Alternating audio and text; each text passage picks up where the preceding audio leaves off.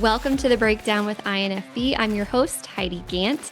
On today's episode, we're talking about planning for the next generation of farmers. According to data from the U.S. Department of Agriculture, the country's lost about 8% of farms since 2018. That's more than 150,000 farms, and as consolidation becomes more prevalent. So, would there be less consolidation if more farmers had a formal plan in place? I don't know. That's what we're going to talk about today. And also, some data from USDA says that only 30% of family farms have a formal succession plan in place. So, our question really to listeners today, if something unexpected happened tomorrow, would your operation be okay?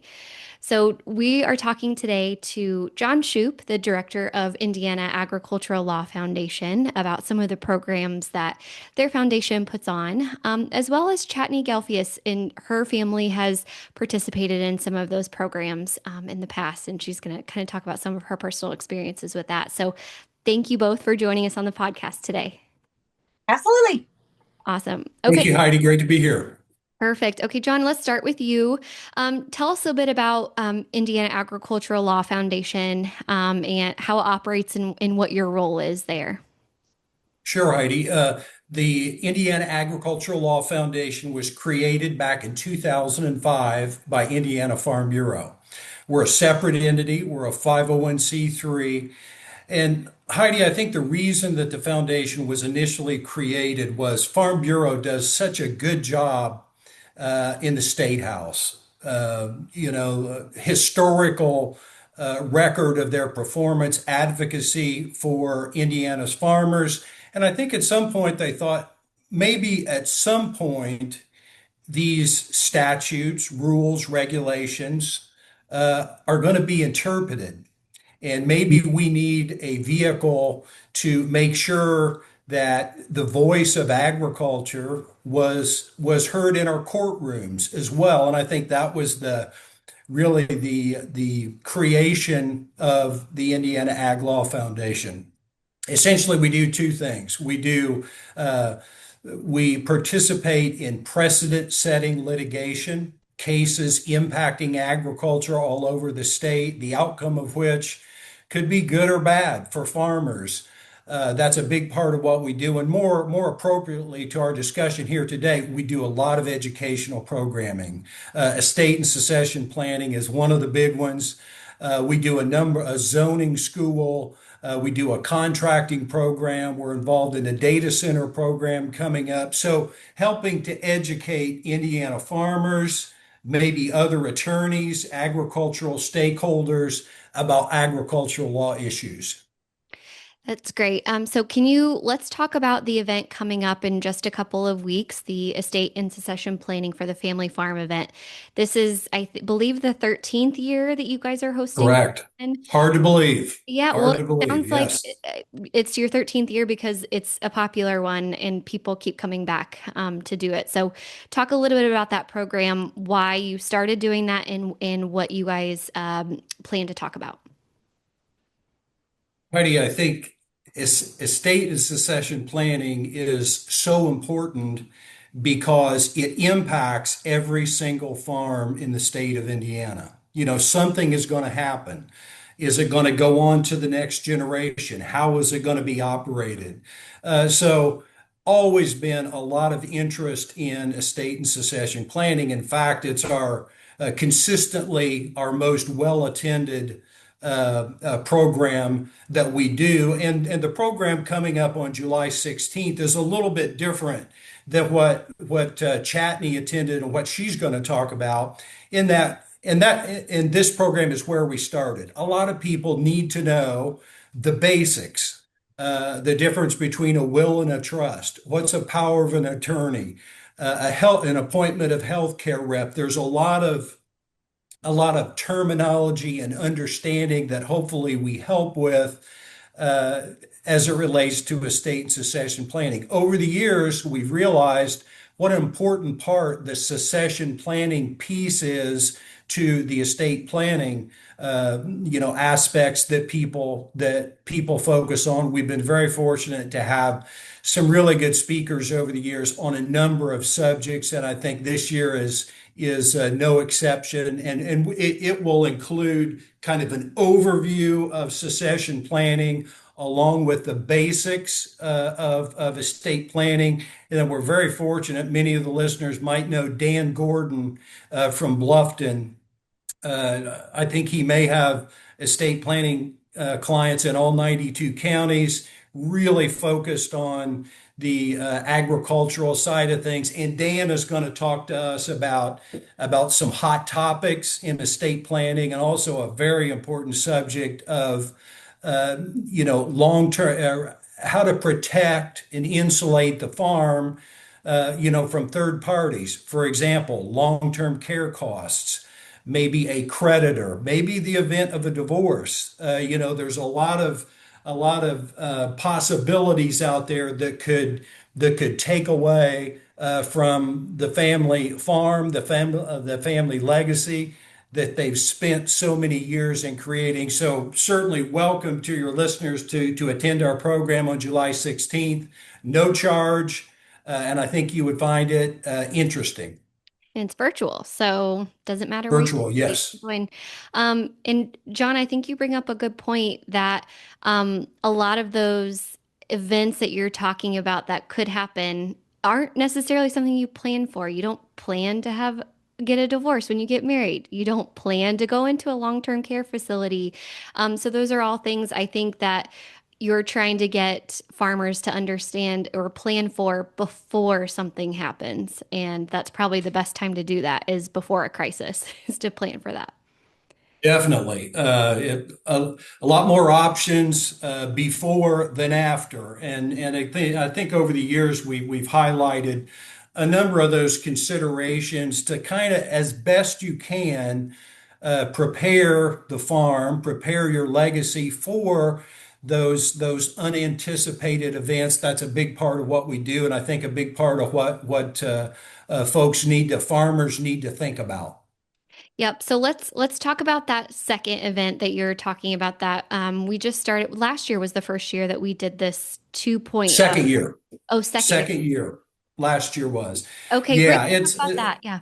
I'm happy to say, Heidi, this is my favorite program of the year. This we call it the estate and succession planning workshop, and so glad to have Chatney here. Her family participated in the event last year.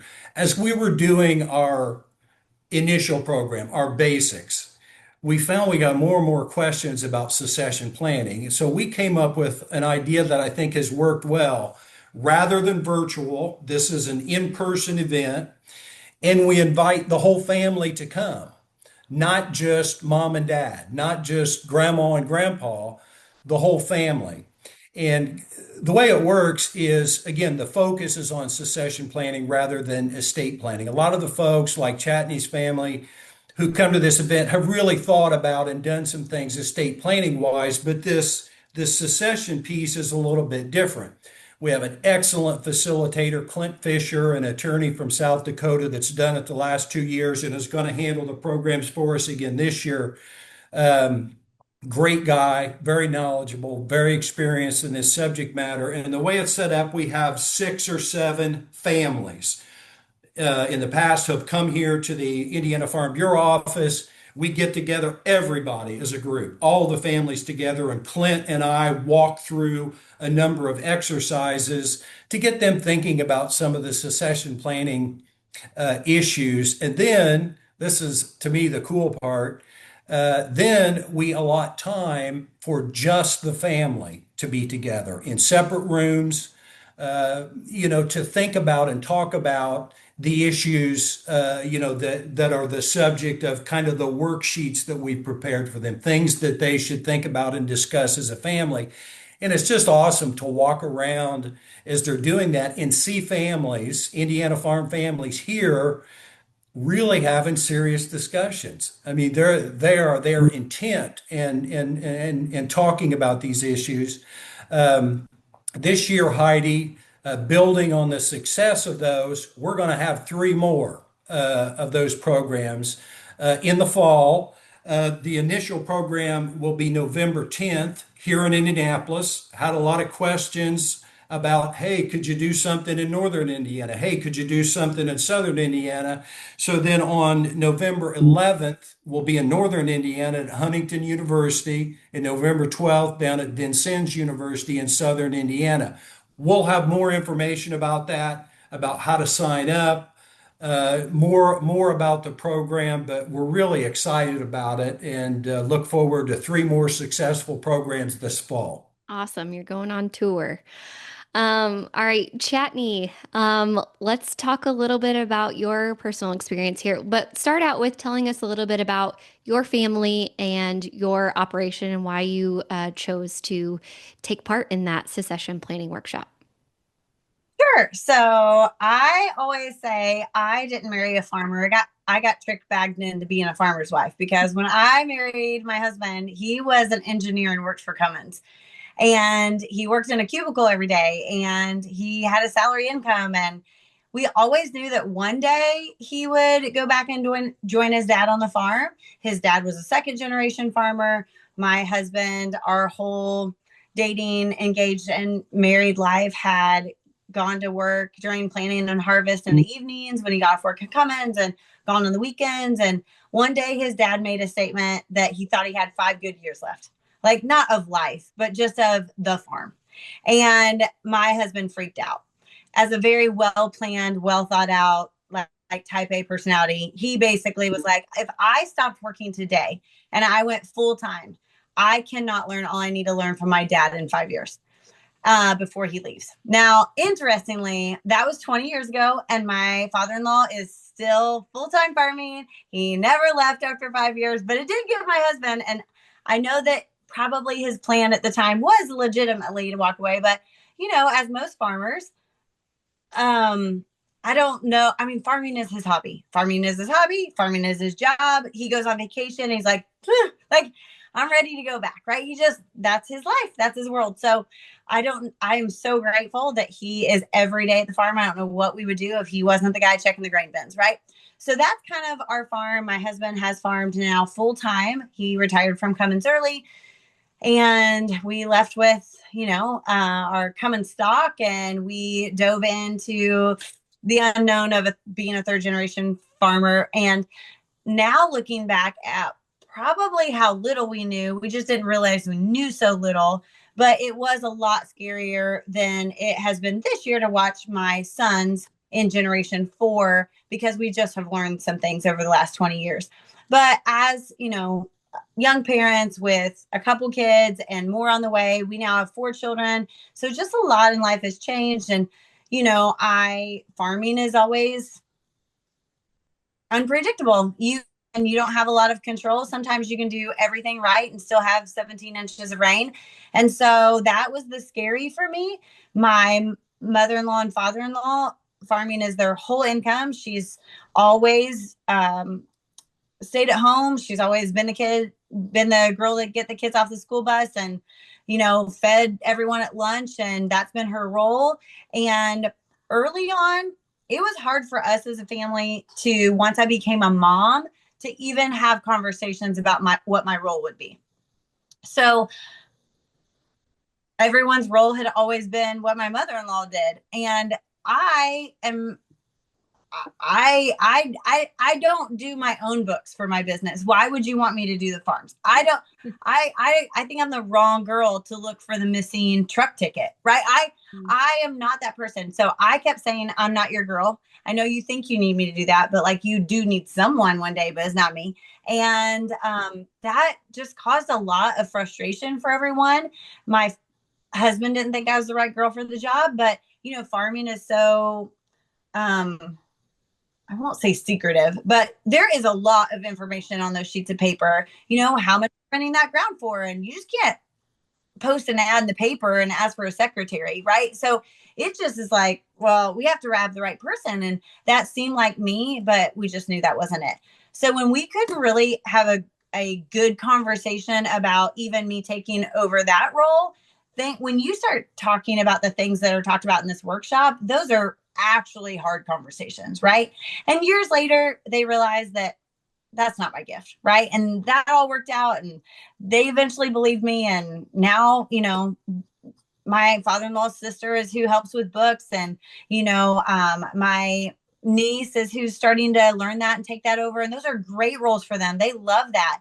I help with the communication on the farm. I do link appreciation events. I do things of that nature, and I appreciate people and affirm people and say, thanks for letting us rent your ground. And I build relationships, and I go in hard conversations and help my husband, the farmer that doesn't always say the most well thought out things in frustrating moments. I go help him communicate. So those are my things. But this event I'm super, super grateful for, because there were, as of last year, it was really actually challenging to get my family to go to it. It was priced super well. I met John at an event through my job, and I worked for a company called Land Pros, and he was the speaker at an event, and we connected, and he told me about this workshop when I told him about our family, and that seemed really interesting. And as much as my mother and father-in-law have an estate planning attorney, and they have great legal advice and counsel, they have spent a lot of time, effort, energy, and money, so that Justin and his sister don't have to ever. They've done their best to make sure that everything goes really smoothly upon the transition of the farm. But there's just still a lot of things I didn't know. I've never been to those meetings. I would ask my husband a question. He didn't really know the answer. He thought mom and dad are taking care of that. Well, what does taking care of that mean? Like, that's fine, however they choose to take care of that, because this is their farm. But I would like to know. Yeah. So that I could ask questions on this side of heaven, right? Because what if we don't get to ask questions one day, right? Yep. Yeah, that's great. So what do you think has happened? It sounds like you guys have kind of figured out your role since then. Is that kind of what you've taken from that workshop? Do you feel like you've been able to put some things in place that you took from that? Yes, I think the way that the workshop helped us is, no matter where you're at, obviously, if you don't have all the systems in place, then it's absolutely incredible information. I thought it was broken down into very bite-sized pieces, and I understood all of it. I wasn't doodling on a sheet of paper. I wasn't checking my text messages. I was engaged the whole time. The fact that you're going into another room in a breakout section, the fact that they make you right then and there, make you have the conversation. Honestly, John, if that was not built in, we would have taken all the information and you would have just talked at us. And then we wouldn't have actually had those hard conversations, because those are hard. So the fact that you're like, okay, now we're going to do it. And we all had to go in a room. And then, just in case we were people who didn't talk through the hard, people came into the room and said, where you at? Right. And that was so good, because I did want to talk. I did want to ask questions that my husband's never had an answer to. And they were simple questions, but I was scared to ask them. So, upon your death, I know that this homestead goes to Justin. Does the home stay with it? Is the home excluded? Does the equipment all, or do we have to have a lump sum of money that we are going to then owe an enormous amount of debt, right?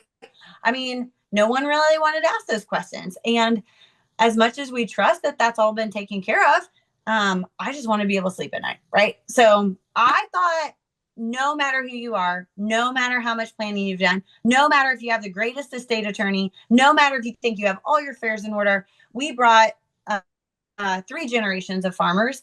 Justin's grandparents have passed, but we brought Justin's parents. We brought Justin and I. I've never sat in on any succession planning. We brought both of my sons that were going into farming, and a girlfriend that will eventually be a wife, right? So we brought the team, and to sit there and go through all the questions that my sons had, as people who we think know a lot, but they really don't. And we think they know a lot just because they're at the farm all the time. But it's not this, right? It's hurry up and go do this. Like, I don't think people in life do this, but I think farmers especially have a really hard time slowing down to speed up. And I think it's always go time. And no matter what, there's always something that needs fixed, or you're always like, I mean, right now we're like waiting on a part, right? So my son just drove an hour there and drove an hour back, and everybody's waiting on him while they're paying people, right? So I just don't think we take the time to pause and go meet with your attorney or go do this. But I will say that that day that my family did not want to take the time to pause, I think all of us came home feeling so much better. They felt better because they didn't realize we didn't know what we didn't know. Mm. And we felt better because that was the first time we'd asked hard questions. And that was the first time we kind of all sat and said, oh, that's amazing. Like, thank you for setting that up like that. But it did force conversation with a group that I feel like already communicates all the time. So I think that no matter who you are, the Clint guy from, I think South Dakota, but the Clint guy from South Dakota, even the statistics he gave about, by the time I don't know the stats, I would butcher them if I tried, but, this is how many percentage of second generation farmers, third generation farmers, fourth generation farmers. So to see our fourth generation farmers up there and to realize that we are this little of a percentage, and then to realize that, like, oh my goodness, by the time we get to my kids, it's like teeny tiny how many people have that much of something to pass down. And we are over here feeling like we did all we could. We're in hogs, we're in red gold tomatoes, we've diversified our crops, we're doing cover crops, so there's something left for future generations. Like, we feel like we have this thing under control, but we realized that day really not. I mean, nobody has it whipped, right? There's still, you could go, and even if you heard one thing, like a 10% shift in your thinking is a 90% difference in your life. So I think even if you go and you hear one or two things, I promise that it is totally worth it.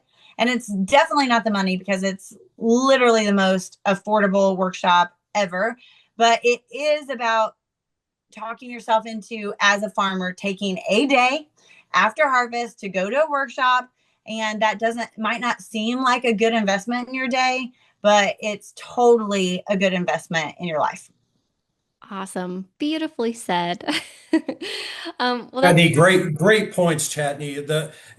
It's great to hear, because all the things that you said are exactly why we created the program. And your point about getting everybody together in that one room, and here we are. I say forced, to have conversation. Obviously, you want to have those conversations, but along with that, it's a date on the calendar. When you signed up, it became more difficult to say, well, I'm too busy to do this. Right. I have this going on and so forth. Hey, we got a date, we're going. And again, I really appreciate your comments, because that's exactly why we wanted to have the program in the first place. Right. And one more thing I was thinking, just Tuesday. So my job for Land Pros is to basically go visit a lot of times estate attorneys or,